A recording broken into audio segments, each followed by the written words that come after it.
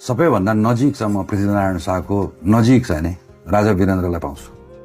So कोसिस गरिएको थियो in terms of democratising in terms राज संस्थालाई प्रजातान्त्रिकरण गर्दै लिएर जाने, प्रजातान्त्रिक गर्दै लिएर जाने र प्रजालाई राज्य संयन्त्रमा इन्भल्भ गराउने, ताकि उनीहरूको पनि सुन्नुपर्छ।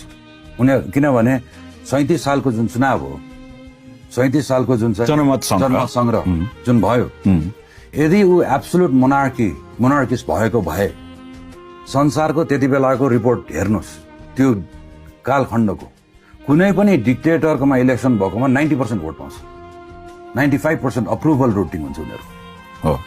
हो बहुदल र निर्दलको जुन भोटिङ जुन चाहिँ रेफ्री भएर राजाले हेर्दै थिए, 48-52, 45-55 होइन, र त्यो जुन रुलले नै खेल्ने हो भने त्यसपछि संविधान संशोधन भयो, दोस्रो संविधान संशोधन भयो हुन्छ नि यो चुनावपछि, सुधारिएको पञ्चायती व्यवस्था भनेर हो।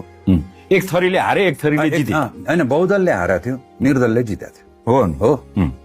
तर त्यो जुन भोटैबाट जितेर आएको जुन निर्दल थियो, त्यसलाई बहुदलवादीहरूले हामीले मान्यो। अब निर्दल भने त उनीहरू त झनै उग्र भएर बम पड्काए 42 सालमा, 46 सालमा आन्दोलन गरे, 47 सालमा पञ्चायत हुन्छ नि सुधारिएको पञ्चायतै मिल्काइदिए, निर्दलीय मात्र मिल्काएको दिएकोमा संविधानै मिल्काएर चाहिँ नयाँ लेख्छु भनेर 47 सालको संविधान निकाले। अनि उनले लेखा हुने हो भने अर्को लेखा किन नहुने भने 62-63 भयो, 62-63 लेखा भयो किन नहुने भने 72-73 भयो, 71-72 भयो, अनि त्यो पनि नहुने भने अहिले 80-82 भयो। भनेको जुन हाम्रो यो संविधानकै आफ्नो लेखाइ छ, यो जसले आयो त्यहीले आएर लेख्ने होइन नि त।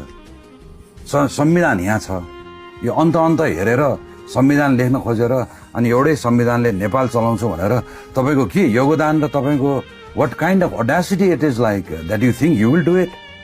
They've been heroes that have been born before us.